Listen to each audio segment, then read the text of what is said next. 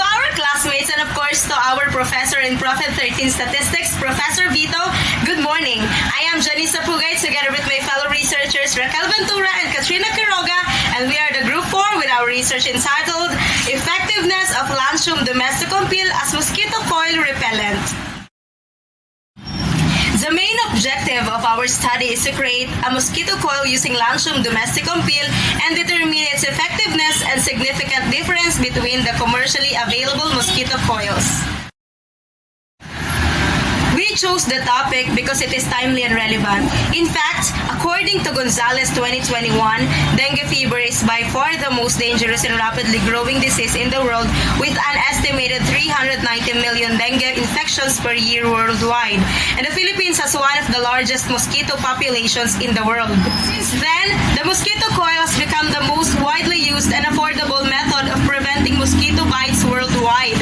However, according to Hogarth 2018, the continued use of the mosquito coils has created significant environmental health problems and poses risks to human and animal health. It has been proved that it is harmful to wildlife and water sources during both manufacturing and use, and it is extremely toxic to birds and aquatic life. The public should be educated and the practice should be discontinued. Rather than that, there must be identified and implemented alternative insect repellents that are safe for human health, animals, and the environment. Our specific research questions are: what is the demographic profile of the respondents in terms of age, gender, social status? What is the comparison of commercially available mosquito coil and non-sealed domestic coil in terms of lifespan, burn rate, repellency, and knockdown rate? What is the effectiveness of Lanthium domesticum pil mosquito coil based on produced smoke, acceptability of smell, repelling mosquito? What is the effectiveness of commercial mosquito coil based on produced smoke, acceptability of smell, repelling mosquito? Is there a significant difference in the following characteristic between the Lanthium domesticum mosquito coil and commercially available mosquito coils? This study used a quantitative research design because the research goal is to collect numerical data that can be analyzed quickly. To be more specific, the study used a pre-experimental research design. Pre-experimental research is the best design to use by the researchers because it only requires one group to receive the treatment and determine if there is a probability of causing a change. Experimental research design is primarily concerned with producing research that has a high level of causal validity by Mitchell 2015. The target population is the residents of Barangay 292, Binondo, Manila. The researchers conducted non-probability sampling, or more specifically a technique of purposive sampling, with the goal of collecting 50 samples. The researchers had determined the sample size since the product was restricted to the specified quantity. The sample method was chosen because the researchers recruited respondents with prior knowledge and experience with mosquito coils in order to get a reliable result. In addition to completing the study, we executed an experiment with reared mosquito larvae. 20 adult mosquitoes were used as a sample in each cage test, in total of 40 mosquitoes. Due to the restricted availability of raised mosquitoes, the quantity of mosquitoes in the sample is determined. The researchers utilized time tests to determine the characteristics of the Lanthium domesticum coil and commercial mosquito coil in terms of lifespan and burn rate. A time test is having to determine the effectiveness or characteristics of something over a set period of time. The effectiveness of Lanthium domesticum mosquito coil and commercial mosquito coil in terms of repellency and killing mosquitoes was determined using a cage test.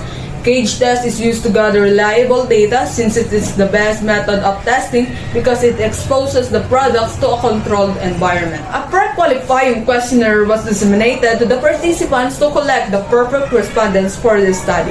Afterwards, a note written from the researcher is included with the questionnaire, outlining the research, its rationale and objective, as well as general directions on how to complete the form. The 5-point Likert rating scale was used to gather data about Lanthium domesticum mosquito coil and commercially available mosquito coils. The 5-point Likert rating scale by Rensis Likert, 1932. The purpose of this rating scale is to collect information about the efficacy of Lanthium domesticum and commercially available mosquito coils. The advantage of Likert scale is that they do not require a simple yes or no response from the respondents, but rather allow for a range of degrees of agreement and even an absence of agreement. As a result, quantitative data is gathered, which enables relatively straightforward analysis by McLeod 2019. The participants are given a pre-qualifying questionnaire if they are qualified to participate in our study.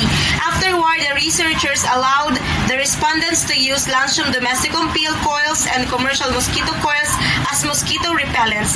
Then, they asked to complete a survey form to seek answers about their observations about the efficacy and characteristics of the two different mosquito coil repellents. To determine which mosquito coil, Lanthium domesticum or commercially available, has a longer lifespan and burn rate, the researchers allowed the two sets of mosquito coils to smolder, and with the help of a cell phone as a timer, the researchers list down the data. To determine which coil, Lanthium domesticum or commercially available mosquito coil, is effective at repelling and killing mosquitoes, the researchers conducted an experiment using a cage test.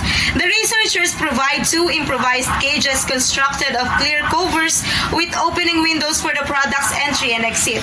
The adult mosquitoes in both cages will be observed for different set of times, 1, 2, and 3 hours.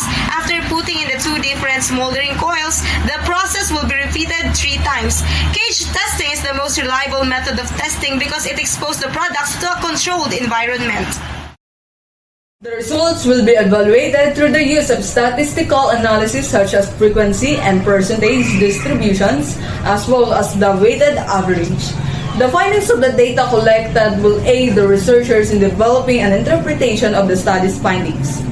Frequency count and percentage. The tally or frequency count in the calculation of the number of individuals who fall into a particular group or the number of occurrences of a particular characteristics.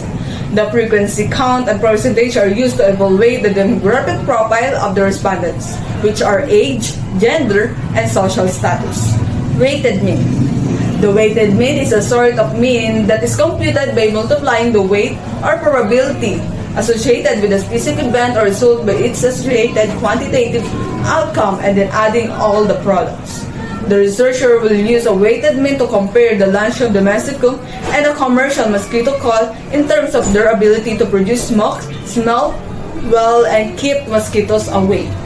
T-test. A t-test is an inferential statistics that is used to determine whether there is a statistically significant difference in the means of two groups that may be related in some way. The researcher used a t-test to determine the significant differences between the Lanthium domesticum pill, mosquito coil, and commercial mosquito coil. To determine the demographic profile of the respondents in terms of age, out of 50 respondents, 44% of them are 40 to 59 years old. To determine the demographic profile of the respondents in terms of gender, out of 50 respondents, 54% of them are male and 46% of them are female. The results indicate that the most of the respondents using mosquito coils from Binondo, Manila are male. To determine the demographic profile of the respondents in terms of social status, out of 50 respondents, 38% of them are working class, 36% of them are lower class, and 26% of them are middle class. The results indicate that the most of the respondents using mosquito coils in Binondo, Manila are in the working class. To compare Lanthium domesticum pill and commercially available mosquito coil in terms of lifespan, burn rate, the study compared two identically weighted coils or 2.85 grams. The Lanthium domesticum coil has a burn rate of 0.85 grams per hour and a duration of 2 hours and 31 minutes, whereas the commercial mosquito coil has a duration of 2 hours and 34 minutes and a burn rate of 0.82 grams per hour. The results indicate that the commercial mosquito coils have a longer lifespan than the Lanthium domesticum coil, but that the Lanthium domesticum coil has a faster burn rate. To compare Lanthium domesticum pill and commercially available mosquito coil in terms of repellency, the researcher compared the Lanthium domesticum coil to a commercial coil in terms of repellency. The result shows that the commercial mosquito coil is more effective in repelling mosquitoes than the Lancio mosquito coil.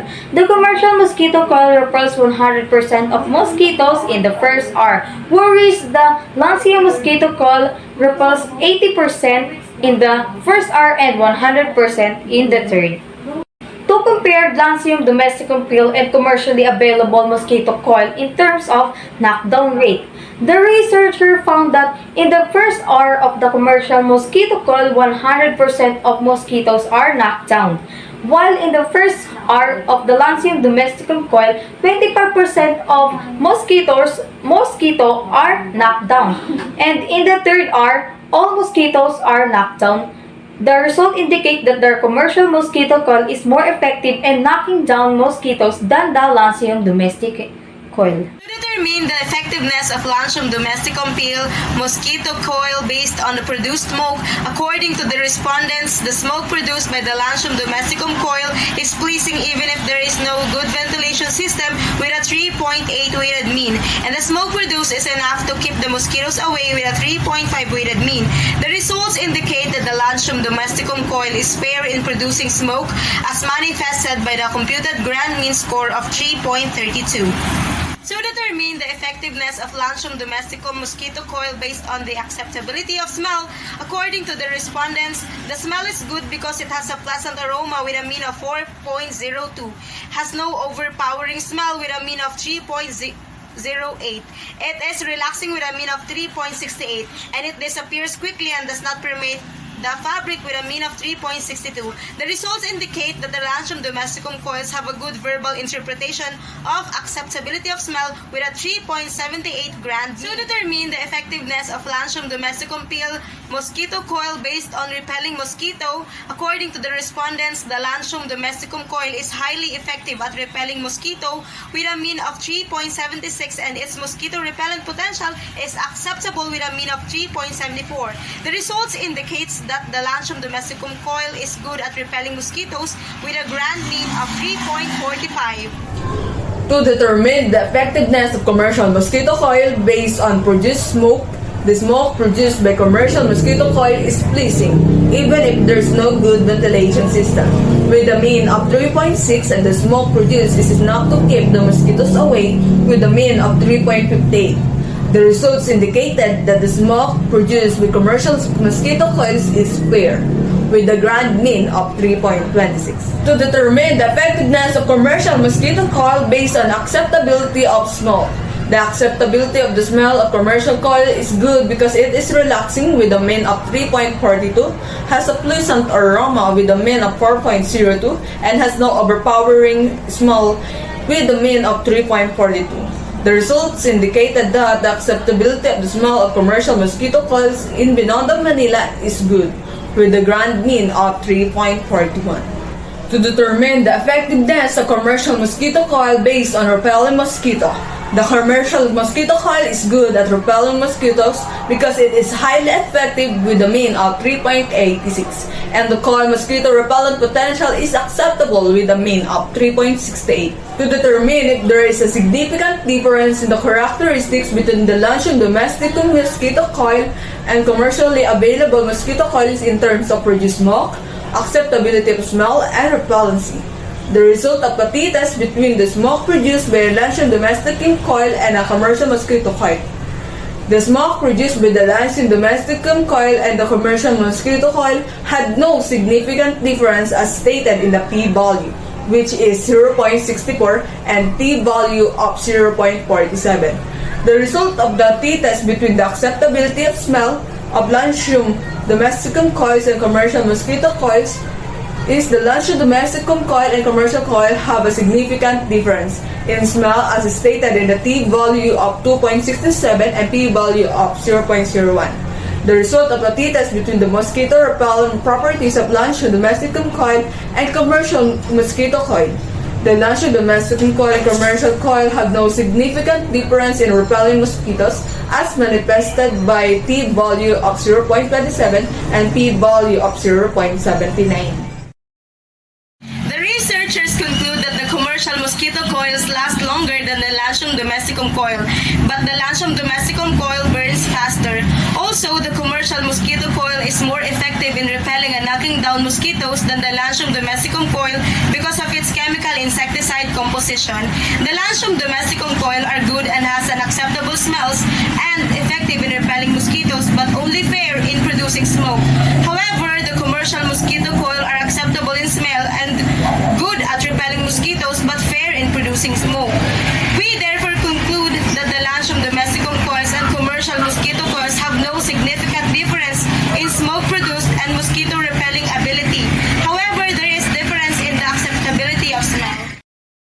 He recommends that the future researcher use a larger cage and a higher concentration of Latium domesticum pill, reduce the coil to increase its longevity and use a better molder. We also conclude that the commercial mosquito coils contains insecticides and can therefore kill mosquitoes, so we suggest adding organic insecticide to mosquito coils so that they can kill mosquito and repel them more effectively. We recommend conducting research on all ingredients that will be used in safe and self-made mosquito coils and determine if they produce toxic materials when burned before adding them to the coil. And since we also conclude that the aroma produced by the coil is the factor that repels the mosquito, therefore, we recommend adding more sandalwood for a pleasant and calming aroma and becoming more effective in repelling mosquito.